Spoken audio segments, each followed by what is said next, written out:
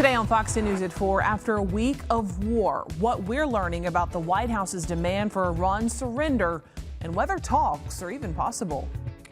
And then new Alabama bills could bring welders and plumbers into classrooms and open more career paths for students. We'll explain. And the weekend is almost here, but we do have a chance of some scattered showers this weekend. We'll look at that in detail in your weekend forecast coming up.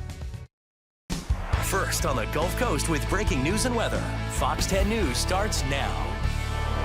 Hi there. Thank you for looking in. It is Friday. I'm Lenise Lagan, so excited to start the weekend. I know. We can hardly even get it out. We are so happy that you could join us for Fox 10 News at 4. I'm Shelby Myers. And first today, nearly a week into the war with Iran, President Trump is appearing to rule out talks to end the fighting. It comes as a major U.S. adversary is getting involved. Let's go to Fox News correspondent Caroline Shively. President Trump is issuing an ultimatum to Iran, no deal except unconditional surrender. Iran launching a new wave of attacks on neighboring countries that are hosting American forces. It comes after U.S. and Israeli strikes hit Iranian targets, including a drone carrier and the late Ayatollah Khomeini's bunker. Sources tell Fox News he did not use the hideout on the day he was killed because he believed no one would strike him. The regime's elected officials continued to use the bunker because they thought that it was a fair and impenetrable place. On Friday, President Trump laid out his terms for the war on Truth Social, saying the only deal for Iran is surrender. The overall mission in this operation is to ensure that Iran can never again possess a nuclear weapon. This afternoon, he met with defense contractors at the White House to talk about quickly replenishing the country's weapon supply, though his administration says the meeting is not a direct response to the conflict, despite lawmaker concerns. I am concerned particularly about munitions and the consequences for our ability to defend our interests in the Western Pacific and in Europe. It comes as Fox News confirms that Russia is providing Iran with targeting information to attack U.S. forces in an effort to prolong the fighting and drain valuable American munitions. All that does is just increases the animus we have towards the Russians, mainly Vladimir Putin. The State Department says nearly 24,000 American citizens in the region have safely returned to the U.S. since the operation began. In Washington, Caroline Shively, Fox News. And with all that being said, gas prices have surged to their highest level under either of President Trump's two terms. According to AAA, the national average is now $3.32 a gallon. It's also higher than Election Day in 2024 when the average was $3.10. Lowering gas prices was a key Trump campaign promise. A gallon of gas is still well below its record high of $5.02. That record was set in 2022 under former President Joe Biden after Russia invaded Ukraine. Yeah, today oil prices going up to more than $90 a barrel. We are definitely seeing that reflected at the gas pump. So let's take a look and see what we have here. I've got pulled up on GasBuddy.com, just out of curiosity, where are the cheapest prices in the entire state of Alabama? And you can see here, you know, Lincoln, Alabama, Brewton, Alabama. Those are some of the lower prices that we're seeing. But what are we paying locally at the pump? Let's go down here and go to Mobile and pull up the average there. A little bit more than what we saw, right? For Brewton, it was $2.45. In Mobile, we're seeing an average of $2.65. Turning over now to Daphne, in case you're in the Eastern Shore area. Let me go back to the menu here. And I love this website because you can really get a breakdown, including planning your trip. So you have a weekend trip ahead, you can put in the zip code, and it will give you a breakdown of how much it will be and where the least expensive gasoline prices are. So now we see in Daphne, it is a little bit more. That tends to be the case. It is $2.69, so about 4 cents more than what we saw in Mobile. So not really, really high, but certainly more than what we were paying about a month ago.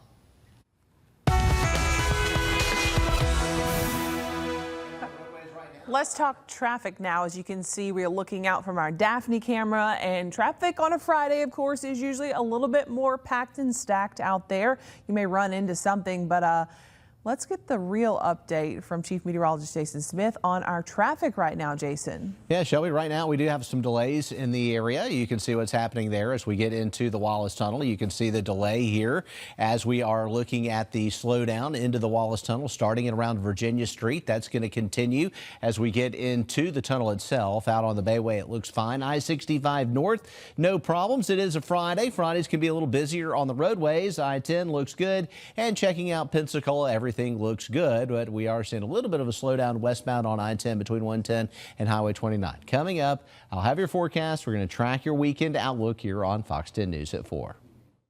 Come on, this is how he will start. I am somebody. I am somebody. Well, today, the Reverend Jesse Jackson is being laid to rest. 3 former presidents arrive at the funeral of the Reverend as they join thousands of people celebrating the leader's life. Former Presidents Bill Clinton, Barack Obama, and Joe Biden addressing that crowd inside the Chicago church. There were moments of cheers and applause. Obama crediting Jackson and his immense gifts, he said, for creating racial progress in American politics. Jackson, a protege of Reverend Martin Luther King Jr., led the civil rights movement for decades. Jesse didn't just speak to black folks. He spoke to white folks and Latinos and Asian Americans and the first Americans. And he gave them the same message, that they mattered, that their voices and their votes counted. He invited them to believe. He invited us to believe in our own power to change America for the better. Well, Reverend Jackson spent much of his advocacy championing for the poor and underrepresented, from voting rights to education and health care. His impact felt in Chicago as crowds waited in long lines to get into the church to pay their final tribute to Jackson. Other attendees included Illinois state and local leaders, producer Tyler Perry, and California's Governor Gavin Newsom. New now in Alabama politics, not every Alabama student goes to college, and 2 new bills aim to open more career paths that don't require a 4-year degree. Alabama political correspondent Jessica Umbro has that information on the measures lawmakers say would help pave the state's future. These 2 bills focus on expanding who can teach career tech courses in Alabama classrooms. The goal is to have people from industries like welding or plumbing bring their expertise directly to Alabama students. The first bill is House Bill 517. It would provide incentives for employers to temporarily loan their employees to teach career and technical education courses at eligible community colleges and public high schools around the state. Employers could get a tax credit for the salaries paid to employees for when they're in the classroom rather than on the traditional job site. The other bill, House Bill 520, looks to give a quicker pathway for teachers from other states to relocate to Alabama and teach career and technical education courses. Majority Whip James Lomax says the bills are about training the state's future workforce. We're committed to the future of education when it comes to career tech in the state of Alabama.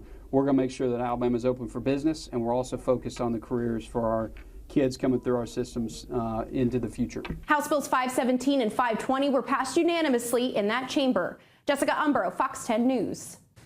Both bills are now headed to the Senate. There are just 10 working days left in this year's legislative session.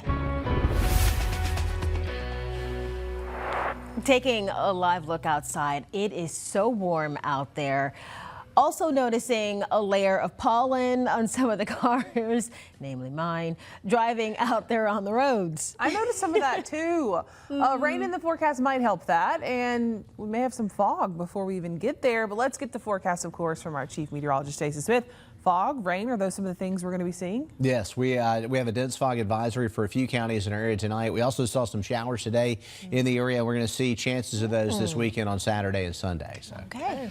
Yeah, things to look at in the forecast, certainly. Here's what we have going on. Our satellite radar picture right now looks like we've got some scattered clouds around the area. We do have some showers over Greene County, Mississippi right now, and occasionally we may get one or two rumbles of thunder. It doesn't look like much, but we are getting a persistent band of activity here from about Leakesville northward.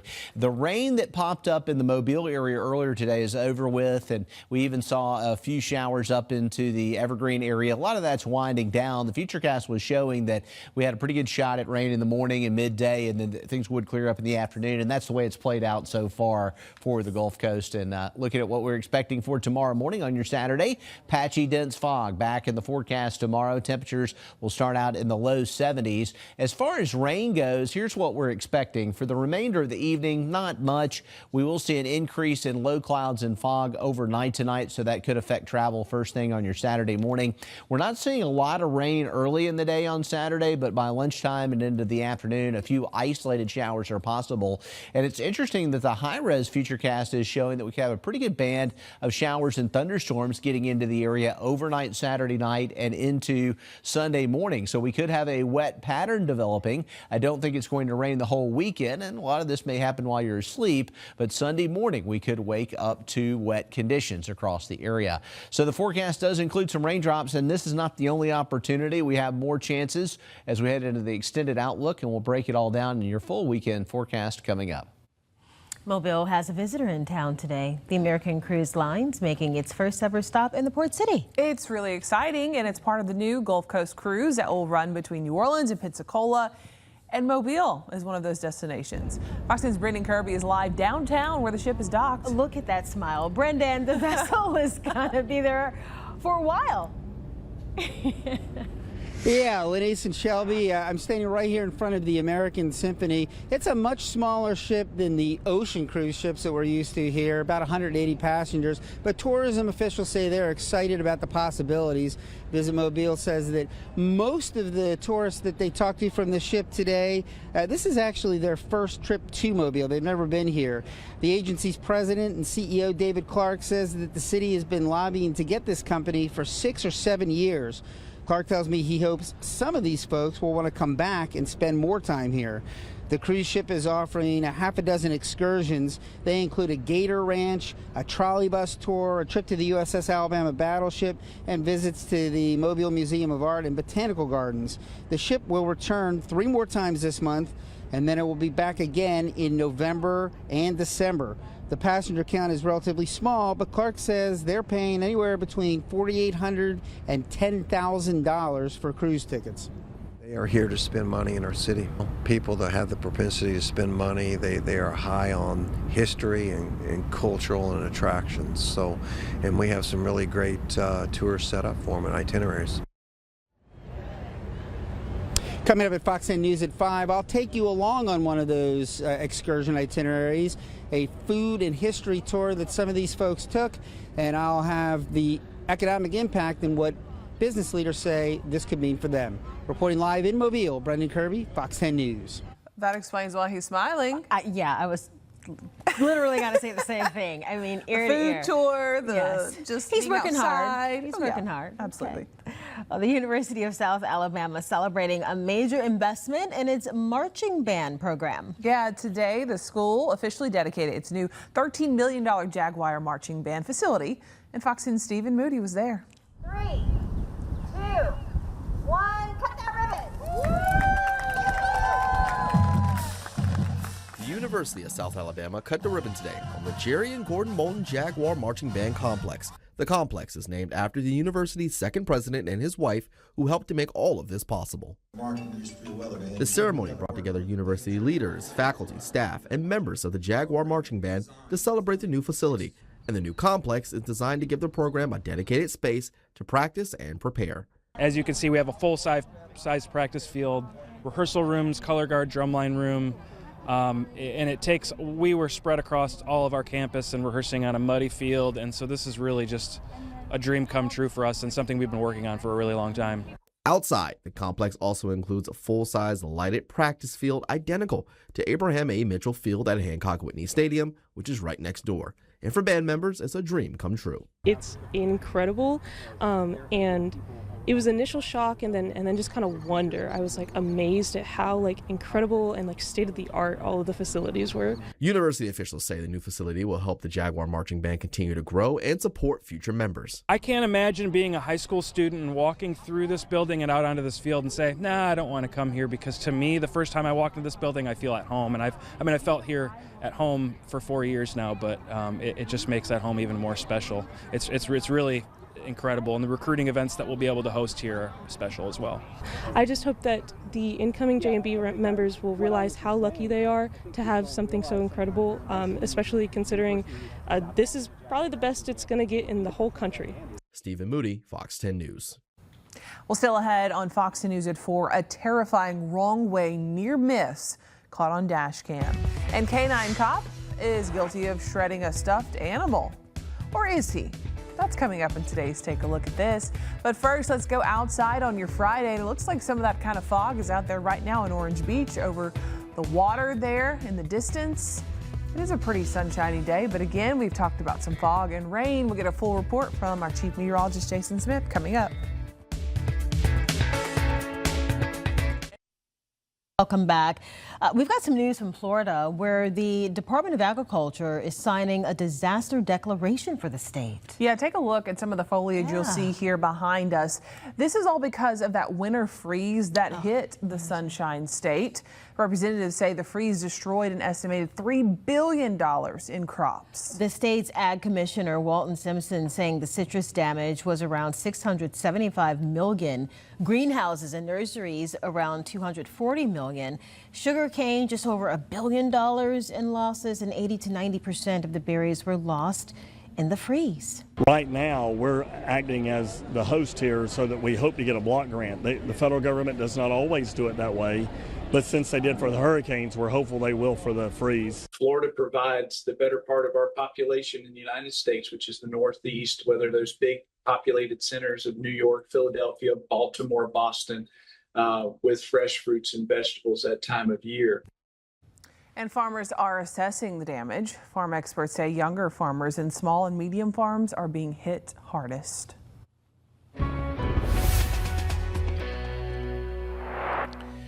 All right, taking a look out there right now with our Dolphins cam from downtown Mobile, sponsored by Eastern Shore Toyota. We've got a nice situation. We've got some sunshine out there. I'm expecting to see good weather for us. So we do have some potential issues, though, as well with fog. And it looks like tomorrow morning, you know, we've had a lot of fog around the last couple of mornings. There's a dense fog advisory in effect. Now, there's not as big of a morning commute on a Saturday, but if you're up early traveling, you're going to have to encounter some of that fog. And it looks like it includes coastal Mobile County, all of Baldwin, the Panhandle, and a couple of inland counties, and Escambia and Conecuh. And right now we are not totally rain-free. We had some showers in Mobile earlier today. Now that rain has shifted into the inland spot, so we've got a thunderstorm here north of Leakesville. You can see the lightning strikes in it here. You got a real heavy downpour situation here, just a little bit over towards Knobtown and kind of tracking up towards State Line. Some pretty decent thunderstorms going on in Greene County.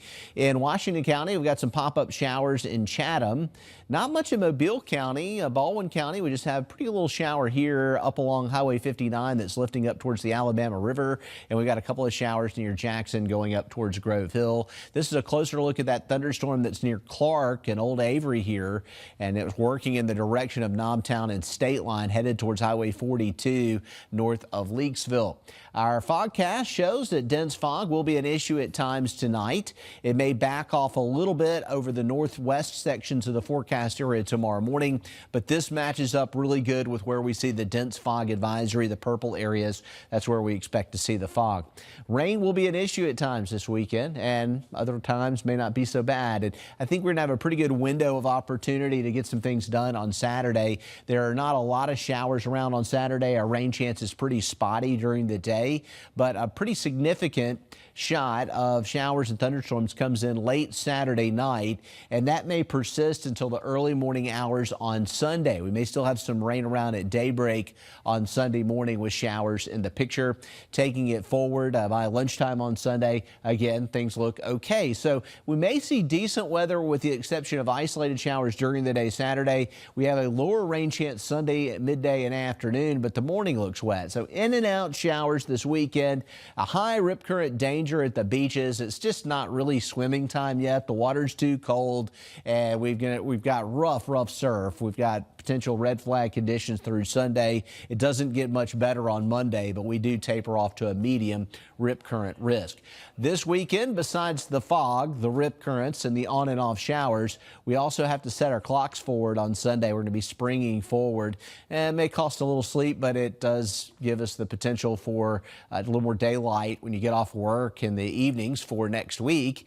And our rain chances are 20% during the day Saturday. Real good chance Saturday night and Sunday morning. Sunday afternoon looks okay. And then Monday, Tuesday, a couple of spotty showers mixed in. A little better chance of rain Wednesday afternoon and Thursday. And it will get cool again. You know, remember, it's still March. We may see lows in the 40s by early next week and highs only in the 60s, that kind of thing. So there's still the potential for some chillier weather in the long range.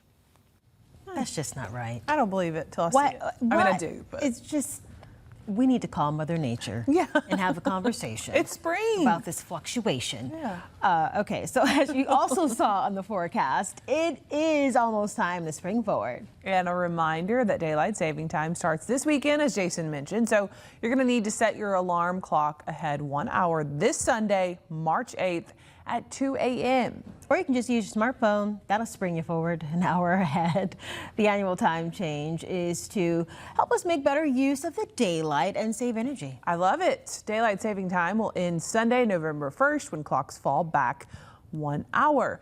I love when this time change happens. Get more. Somebody was saying I can cut my grass and not have to do it on the weekend once I get off work. There's that. So I'm the fall back person. I like when we fall back. Springing forward, not so much. But I'm happy it's on, Sunday morning as opposed to a Monday morning. Can you imagine that? All the people late to work. Whew. Yeah. A terrifying near miss involving a suspected drunk driver going the wrong way on an interstate in Oklahoma, and it was caught on camera. Yeah, and the incident has become a valuable cautionary tale now. Jeremy Roth has it in today's Take a Look at This. Take a look at the moment a driver going the wrong way on a highway is nearly hit head-on by a semi-truck. It happened on Interstate 35 in Oklahoma when a state trooper spotted the vehicle going northbound in the southbound lanes. The trooper sped up to catch up with the vehicle just in time to see a semi-truck swerve at the last second to avoid hitting it. According to the Oklahoma Highway Patrol, the driver was arrested for operating the vehicle with a reported blood alcohol level more than twice the legal limit. They cautioned residents never to drive drunk, reminding them that with the touch of a finger, ride shares are available within minutes.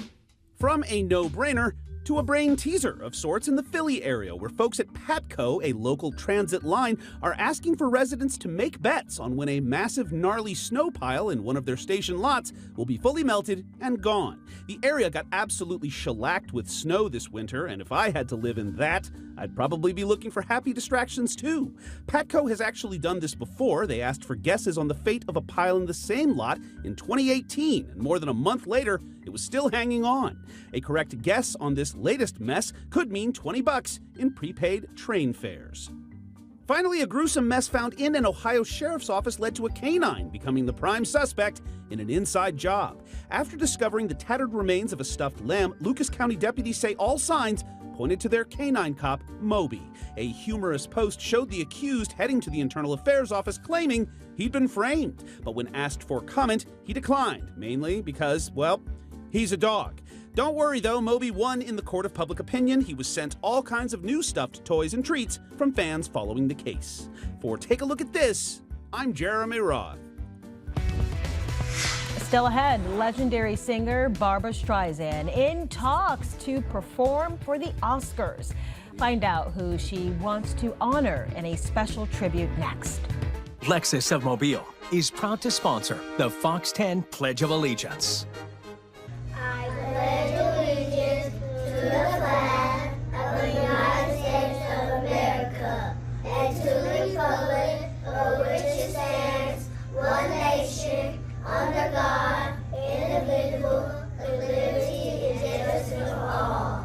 The Fox 10 Pledge of Allegiance, sponsored by Lexus of Mobile.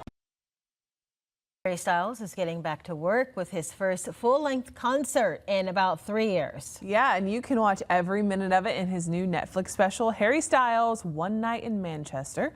He'll be performing every song on his just-released album, Kiss All the Time, Disco Occasionally, including the #1 hit so far. It's the #1 on the album, like in the list, Aperture. I've listened to probably half the album.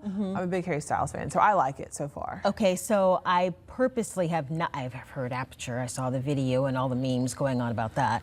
But I purposely haven't listened to the album because I'm still hoping upon hope that I can get a ticket to the concert. Oh. Those tickets are the ones in New York, very expensive. Oh, I imagine so. Very expensive. Yeah, but I'm excited to listen to the rest of the album today. Many people are listening along to it. I know our Natalie Williamson's a big fan of Harry Styles. I saw she her wanted to go to that post. concert too. Yes. We both had our feelings hurt. Ugh. Can't afford it. Well, I love Harry Styles, so I'm Yeah. excited. All right, fans of Barbra Streisand are in luck. According to a number of sources, the legendary singer and actress is in talks to perform at the Oscars.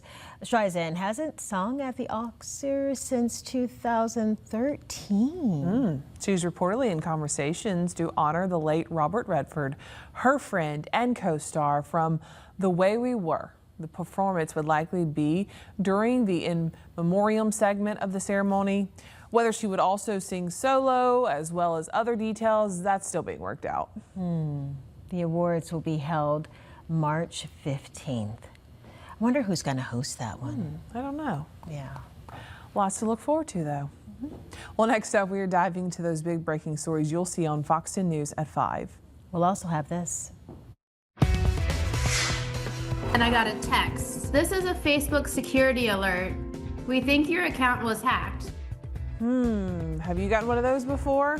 Imagine waking up to account permanently disabled and years of photos just gone. Oh, that'd be heartbreaking. We're going to tell you one woman's story and what Meta says you can do if you get locked out. Committed to you. This is Fox 10 News.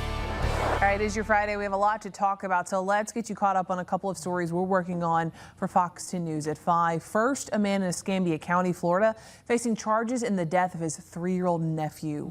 What we are learning about the suspect and this case tonight. Also, an urgent need for people to adopt or foster dogs from Mobile's animal shelter. We'll talk about how you can sign up to help. And then the Lady Jags basketball team keeping that momentum alive in the Sun Belt tournament. We're going to have a look at their 4th round matchup against Marshall. We'll have those stories and more coming up in about 30 minutes on Fox 10 News at 5.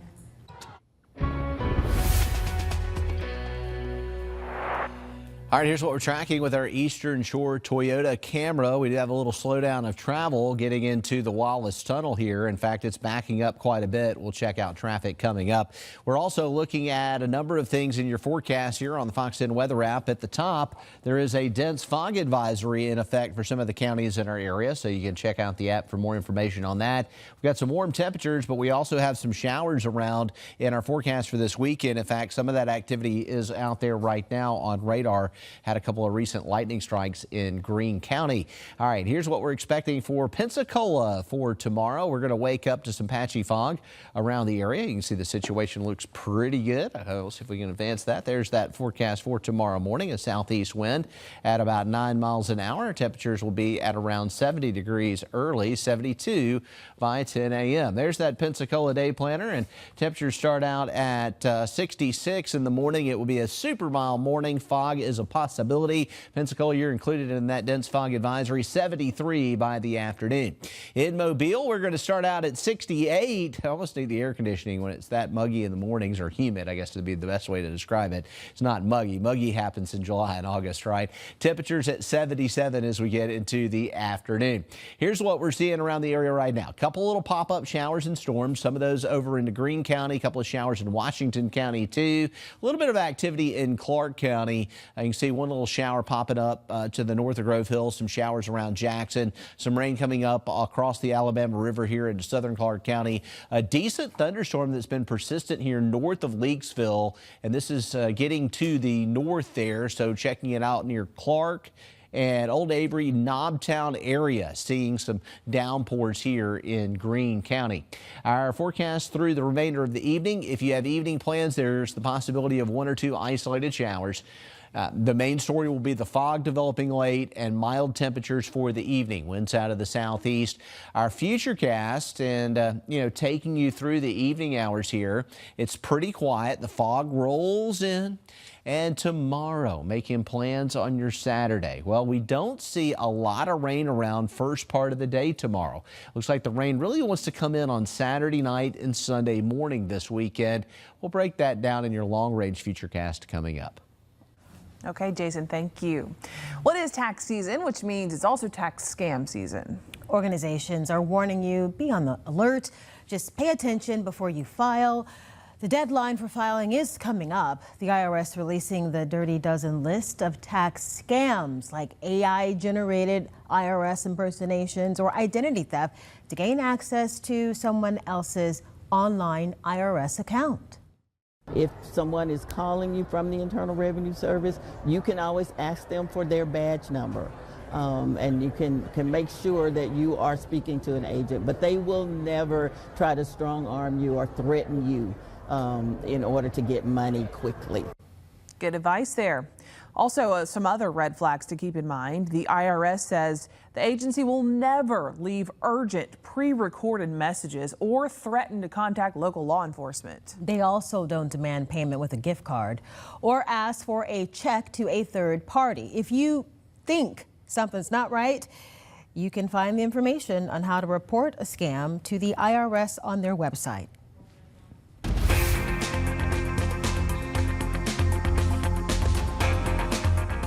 For many of us, Facebook isn't just social. It's where we keep years of photos, stay in touch with family, and sometimes even run a business or manage community pages. Yeah, so when an account is suddenly flagged or disabled, it can cut off more than just a news feed. And this Watching Your Wallet consumer investigator, Carice Jackman, is sharing a woman's story and what Meta says you can do if you are locked out of your Facebook or Instagram account.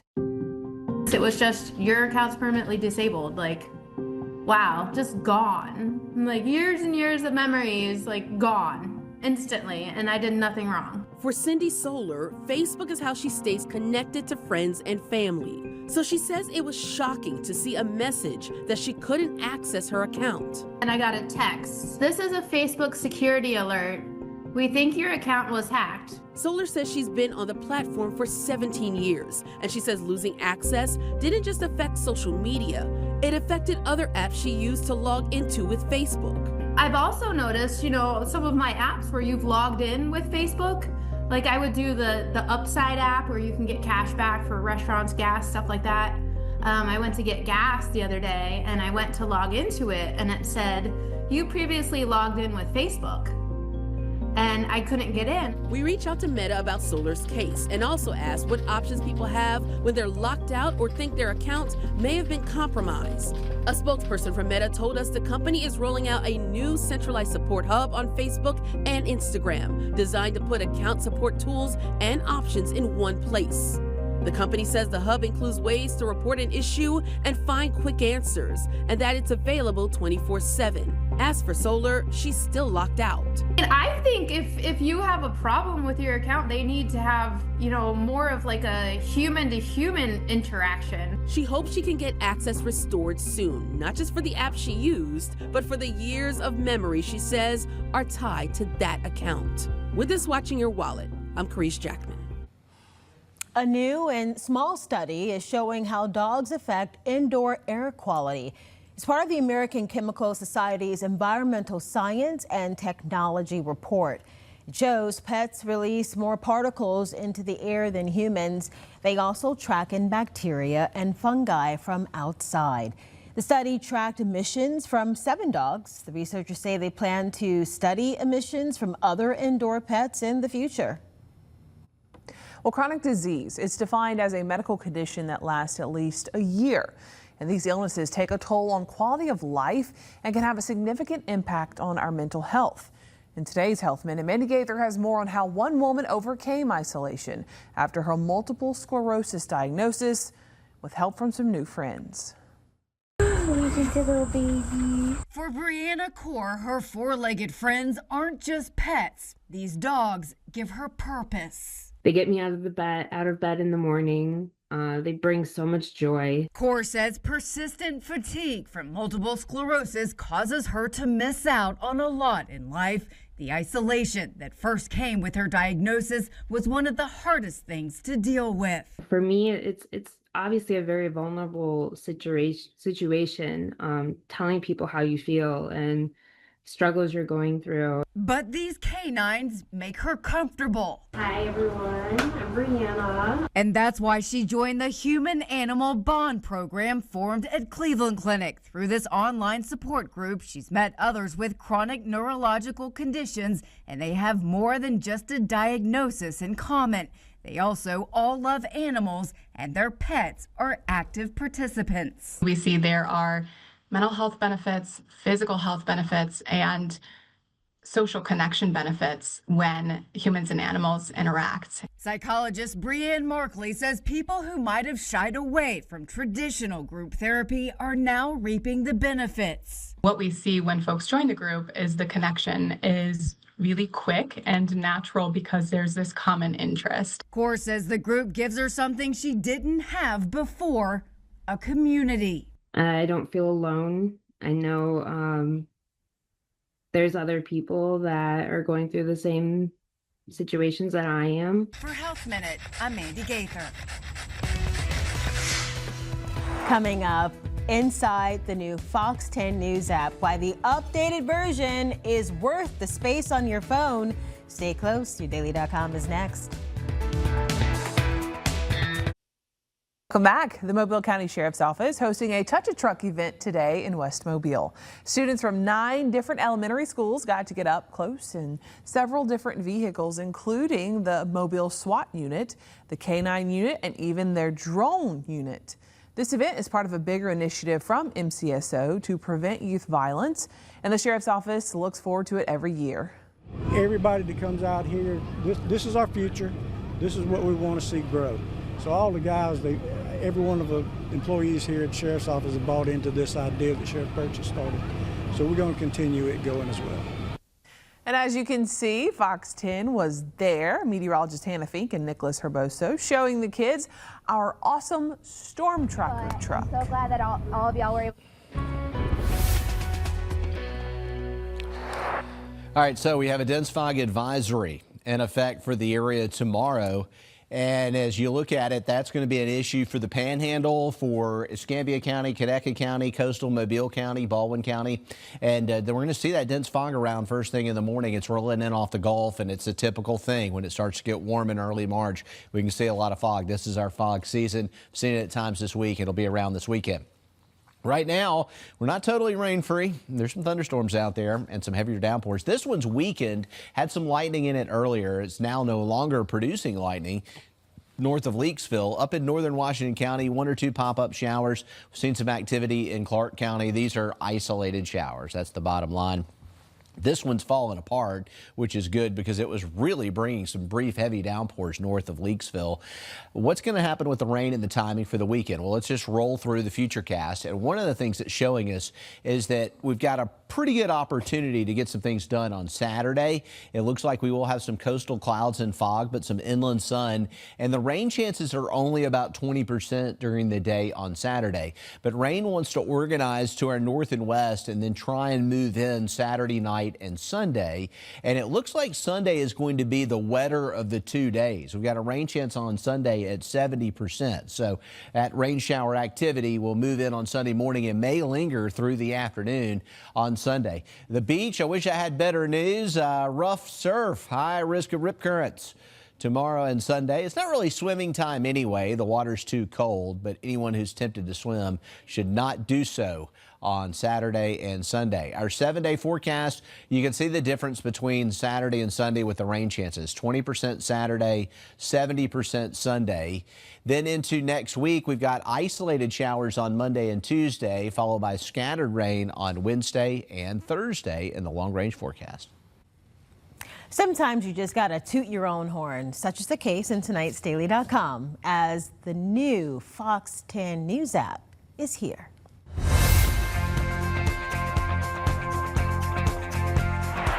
Okay, grab your smartphone or tablet and open the Fox 10 News app. Make sure you've got the latest update installed. Trust me, there's a lot here to see. First, you'll notice the option for the dark screen mode. A favorite for a lot of people. It's easier on the eyes, helps preserve battery life, and it cuts down on blue light exposure. One of the biggest benefits of having an app for your favorite news station, you stay in the know and on your schedule. With customizable alerts, you can set notifications for breaking news and weather right down to the moment it happens. When you open the app, you'll find the content you've come to rely on, top stories, the latest videos. Head to the menu section and you can sort those stories by county, state, or your national headlines. You'll also find the Daily.com reports and investigative stories all in one place. There's a section dedicated to podcasts. Fox 10 has 3 of them, and you can listen by simply tapping on an episode title. Missed something? No problem. Alerts are saved and gathered at the bottom of the app, so you can catch up whenever it's convenient. You'll also have access to live events, investigative TV, streaming newscasts, and radar, all at your fingertips. Want to send us a picture or video of weather in your area? The app makes it really easy. Just tap, upload, and submit. And there's this too. You can also search school closings and set up the notifications so you're the first to know when a school district makes an announcement. Look, there are a million applications out there competing for space on your phone. This one is worth keeping. Yeah, I'd say so. And a reminder, this app is free whether you have an Android or Apple device. Just for an example of how easy it is to use it, I've got it pulled up right here. You can see the podcast section. Go to the home menu and yep, look at all of that content there from Fox 10 News. A very great tool to have in your pocket. Well, still ahead on Fox 10 News at 4. Identical twins in Louisiana share just about everything. But they didn't expect to share this major life event times 2. We'll explain after the break. I've seen this all over social media. It's very cool. Identical twin brothers in Louisiana are celebrating a rare family milestone. Both the twins became dads on the same day. That's special. The brothers are sharing just about everything in life. And as Perry Robinson reports, they did not expect this. Identical twins Austin and Ashton Turo have done just about everything together in life. But this is a first. In fact, only a handful of families can say they've experienced something like this. So, the question that a lot of people are going to ask is, did you all plan this? Definitely not. Absolutely not. Yeah. We try to do things as different as possible. Yeah. So it was kind of crazy. The twins and their wives both welcomed baby boys here in Baton Rouge, Briggs and Tate, on the exact same day. We joked about what if we had the babies on the same day, at the same time and all that. Everybody was like, no, that's not going to happen. That's not even realistic. Austin's wife was set to give birth on March 2nd. But Ashton's wife still had a few weeks before her due date. Then, out of nowhere, her water broke early. Her water broke, and from there, we was like, okay, this is possible. And if you thought that's where the twin similarity stopped, think again. Both wives share the exact same name, Courtney. Blessed to have her through this journey. Knowing each other, growing up and stuff like that, it just makes it more special. I mean, we've known each other forever, and now we are married to twins, and we get to be able to do this whole pregnancy journey, so I'm just blessed to have her. But there's more. Both baby boys were born at the exact same length. As for the weight, baby Tate weighed 6 pounds, 7 ounces. Baby Briggs came in at 6 pounds, 6 ounces. you don't expect something like this to happen. You know, you always joke about it, but it's pretty cool. So, what are the chances of something like this happening?